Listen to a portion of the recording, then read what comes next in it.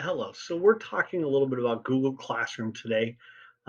As I begin this, I want to let you know there's a lot of things this program can do, and I'm going to try to cover just some of the basics to theoretically get you started, get you up to running it and how to use it and stuff like that. But there are a lot of different little things that can be done with it. So um, I don't want to make this too long. There might be a part two somewhere down the line, things like that. But I kind of want to go over some of the basics and how to use it. So to get to Google Classroom, I went to classroom.google.com.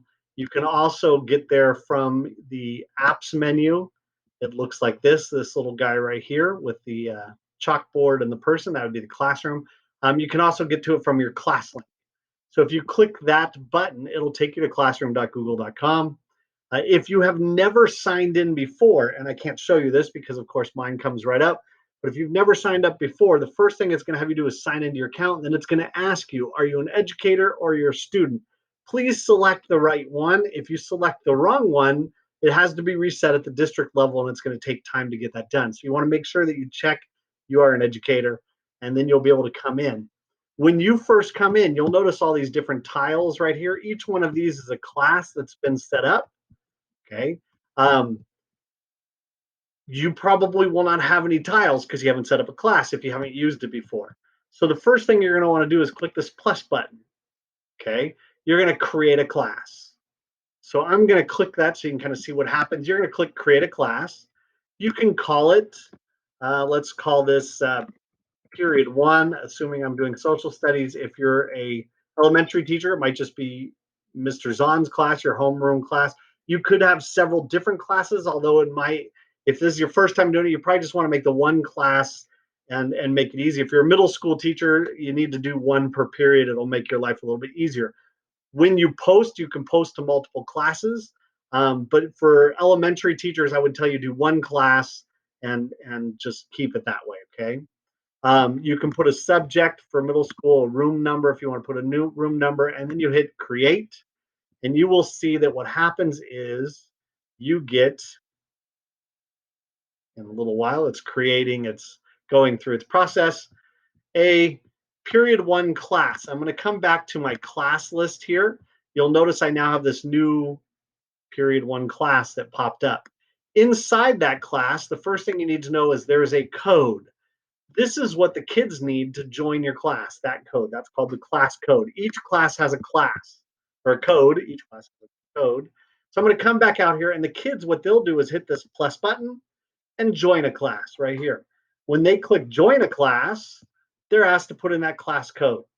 Okay. You can also join a class if you're principal or another teacher. You could join in and see what's working. You could do it that way. You could join a class and see what's going on. You just have to have the class code.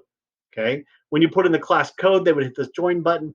Then they become a student in your class. So that's how you get students in. I click on the period one. Here's the class code. If they're in the room, I would pull it up like this on the big screen. You can also make it full size, just like that. Hit escape and it brings you back out of it. But that's where the class code is at. Okay. Once you have your class created, you can change the theme. It gives you some different pictures you can use. You can see it by subject, math, science, arts, sports, other, and you can kind of select a theme to use. Okay. You can also upload a photo. So you can upload your own photo. There is a size requirement on that, and that might be something I put into part two, but it is a specific size. You have to look it up online, and it's got to match the exact size. I want to say it's like 800 pixels by 300 pixels or something like that. I can't remember the exact size off the top of my head, but it has to be that size for it to work. So it's something that you have to go create the picture or pull in a photo and cut it to that exact dimensions for it to work. Okay. All right, so this is inside my classroom. I'm in period one. You saw about the class code right there. I have the stream. The stream is where you can post some things for kids, maybe a message, a hello, something like that, um, and have that information there. You have classwork. Classwork is where you're going to post your assignments and things that have to be done. People, this is going to show you your students when they come in right here. They're going to use that class code. As soon as they do, they'll pop up in your class. And teachers, you can also add a co-teacher. So I can invite in another teacher into this class, and then you'd have two teachers that show up there. And then there's a grading section. Okay. The grading section is a fairly new feature. It was added about a year ago. And this is where you can incorporate the Google Classroom grade feature. When you put an assignment in, you can actually have a point value to it. And you can export that as a spreadsheet, those grades that you can then type in really quickly into PowerSchool. Okay. So I've got all this stuff here, and I'm going to show you how it kind of works in a second, but I've got this stream. I also want to show you up here as settings. Here's the settings for that class. You'll notice again the class code. Right here, it says students can post and comment in the stream. You can change that. Students can only comment, or only teachers can post or comment. Teaching middle school, I found out I had two strategies. One was to leave it open with students can post and comment, and then tell students right away when they were messing around to knock it off and they're just wasting my time, get unhappy about it. And then I wouldn't do post or comment. I would just do comment and tell the kids, comments have to be appropriate. They have to be about the assignment, not to each other. And then a lot of times I would just put it only teachers can post or comment, which means they can only see what I put up. Okay. And again, it depends on your strategy and what you want to accomplish there. But that's an important thing to go in and adjust based on what you want. Classwork on the stream, show condensed notifications, or you can show attachments and details so that when you post, they see everything or just a condensed thing that they click on. And that's kind of a preference based on what you want to show up and whether or not you want to see deleted items or not. Okay, that's for teachers, not students. And then this last one is Guardian summaries. Okay. If I turn on Guardian summaries, here's an example of what it will look like. These are emailed to parents that sign up weekly. Okay, so every week they would see the things that went out, the assignments that were posted up so they could ask their kids, were they done? Did you finish that? That basically gives them up a summary of the assignments. Now, the really cool thing for middle school or high school teachers, since my daughter was in high school, I learned when you sign up for a summary, you get a summary of all their classes, all their teachers using that they're signed up for, any class they're in. So even if it was an after school club that was running a classroom, you would get that to come up as part of the summary. Okay. Down here, you get some settings about gradings. Overall grade calculation, you can say no overall grade, or you can do total points or weighted by category. Show overall grade to students, whether you want that on or off. And you can set up grade categories. Since this is not an official grade book and it doesn't export right into PowerSchool yet, the hope is someday it will, and hopefully that happens soon. I wouldn't get into messing this up or setting anything in here as a huge thing. You can still put a graded assignment, put a point value, and pull down how many points that is, and just transfer that into PowerSchool later. And that's kind of what I did with it. Eventually, my hope is that this will roll right into PowerSchool. I know they're working with a number of different companies to make that happen, and hopefully that's one that becomes set up like that. So that's in the class settings. When you're done, you want to hit save and get all your things set up. So I wanted you to see that real quick. The other thing that's kind of important is your settings way down at, I can't see it on this menu. Hold on one second while I adjust this.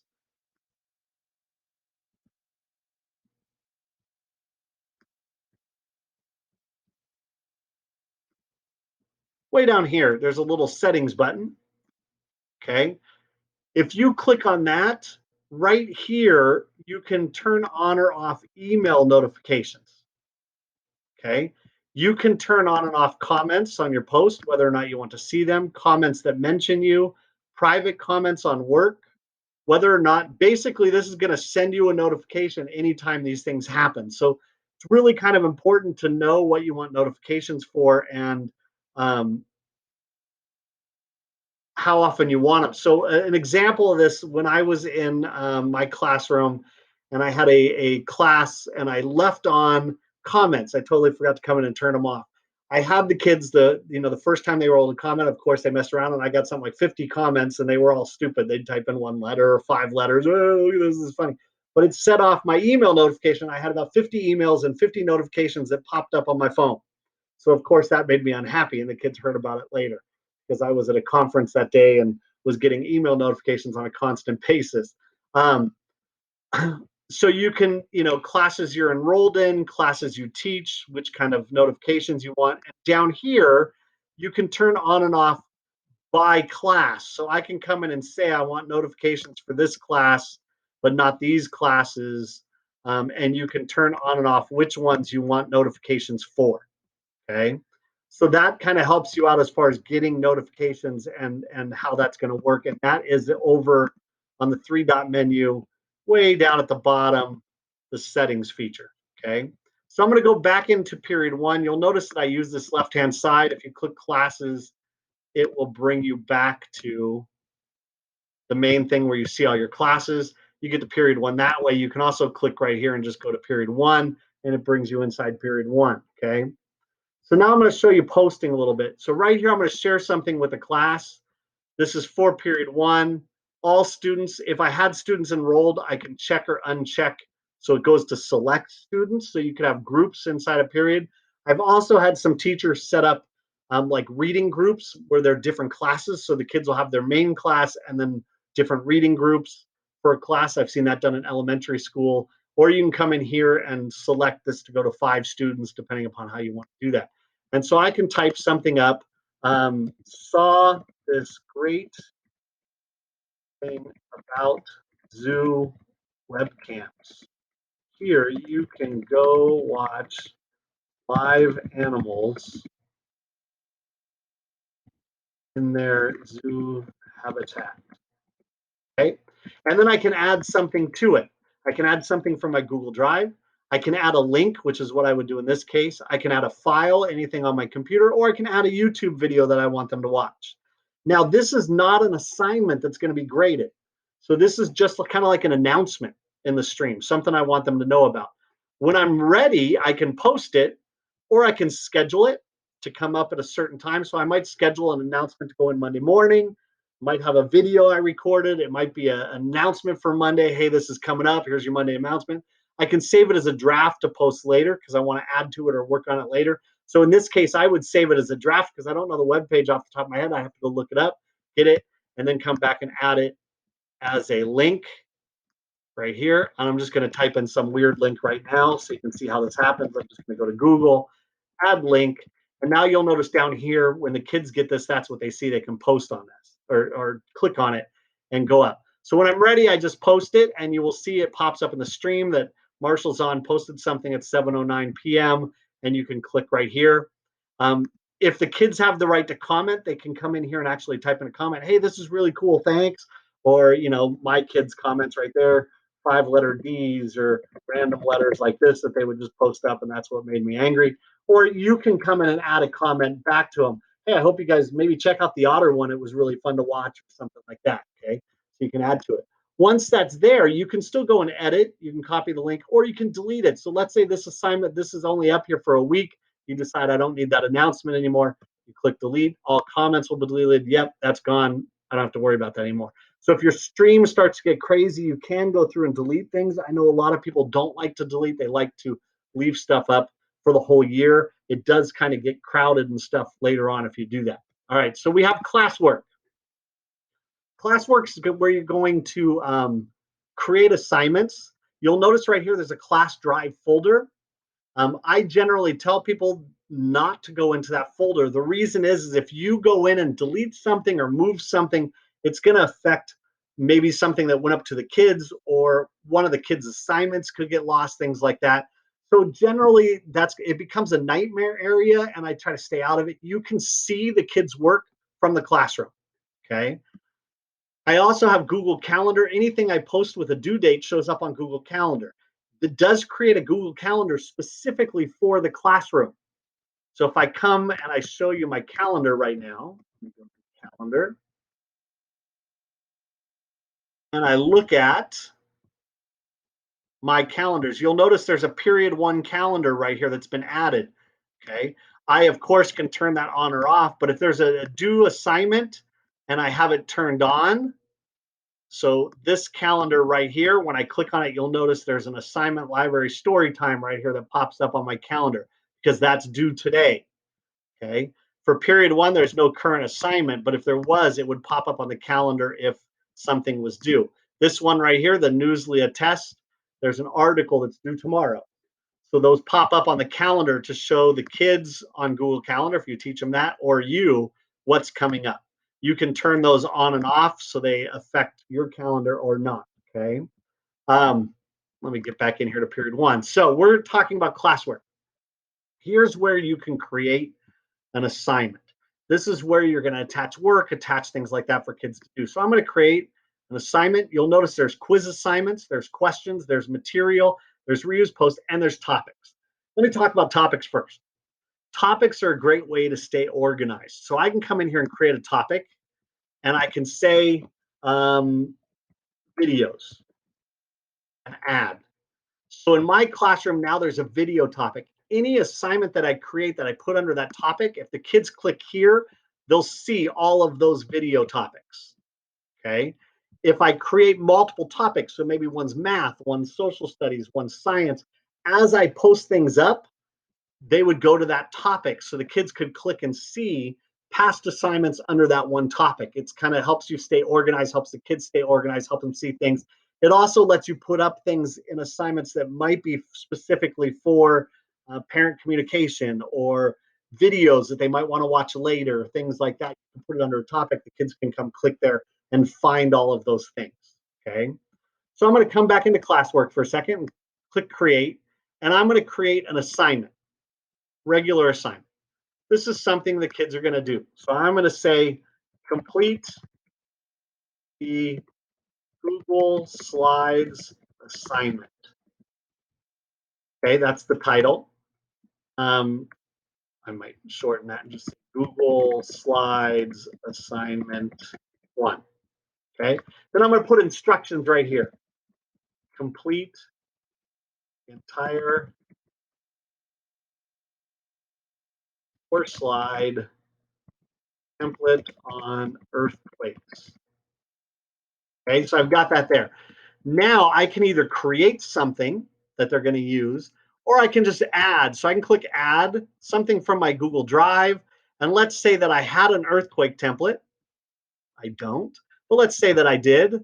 I can come in here. I'm going to find a Google slideshow real quick. Something that's a Google slideshow that I can show. Let me go to my drive. I was in the recent files. Let me come all the way into my drive, find a Google slideshow. Here's one, advanced sheets.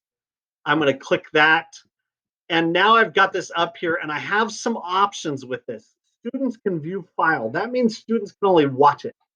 They can't do anything else with it. So this would be something that I want them just to watch and not mess with my file. Okay.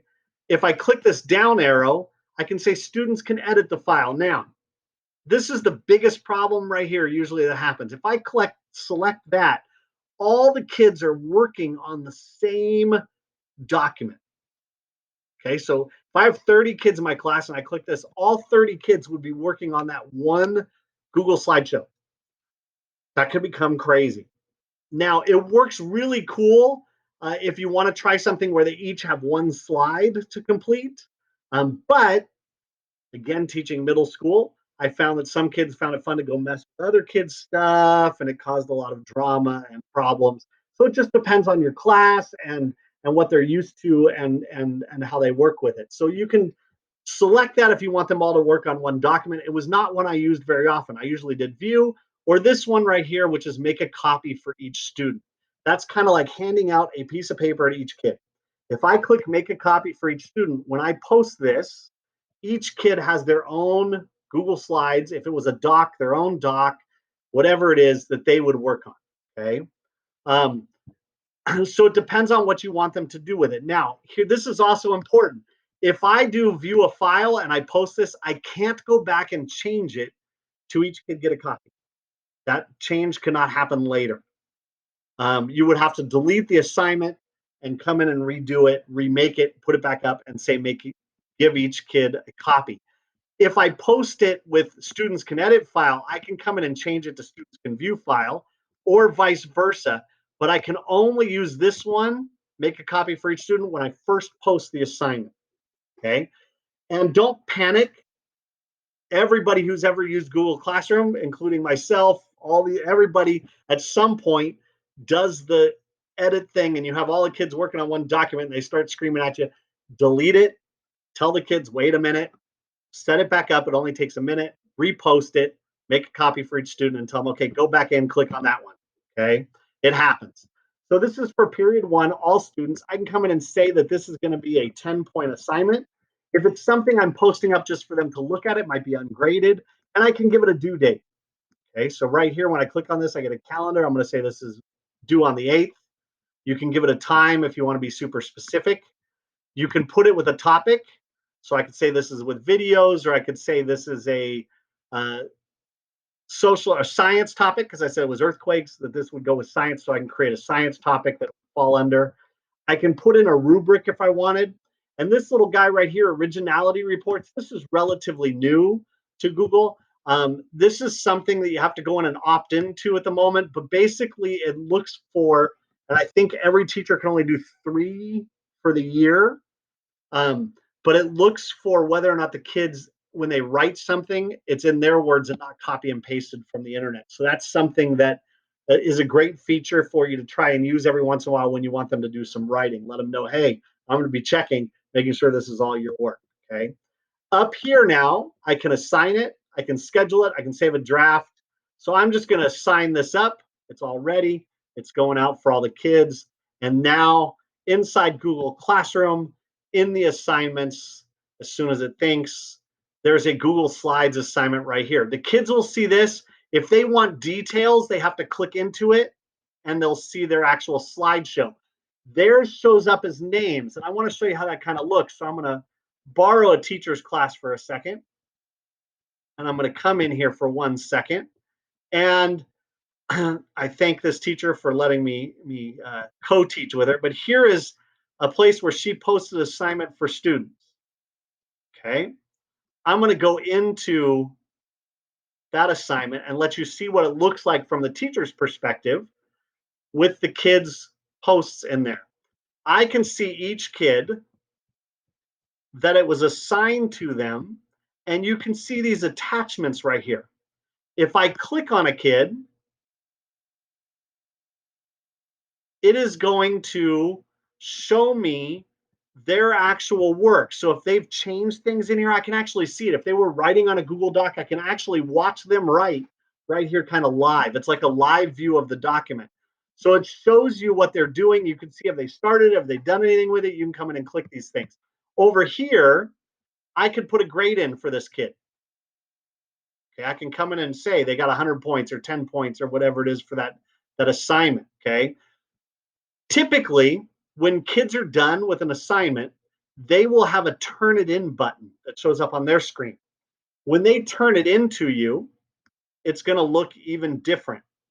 I'm going to move into another class and just see if there's any assignment that might have some turned in features so you can kind of see how it worked here. So I'm going to come down here, something earlier in the year.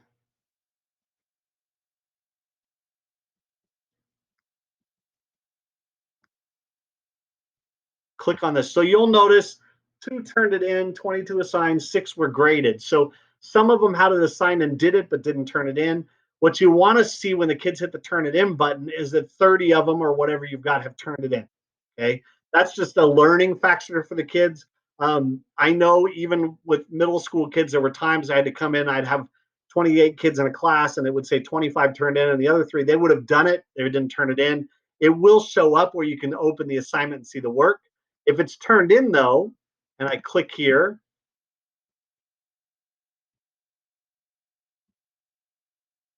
and watch it's gonna freeze on me.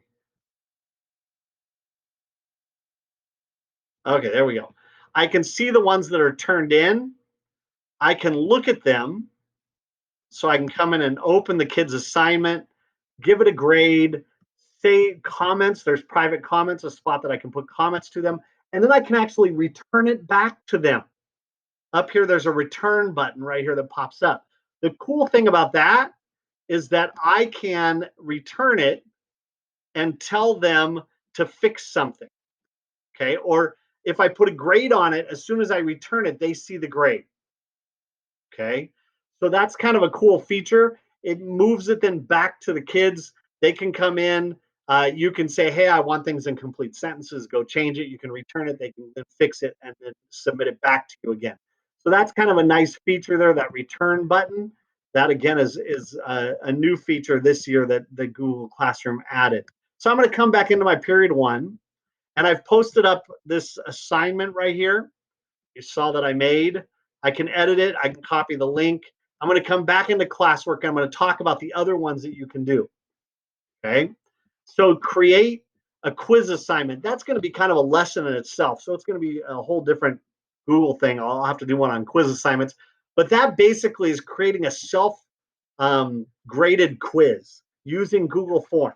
So there's two different things you got to know there. You got to know Google Forms, and then it does a graded quiz.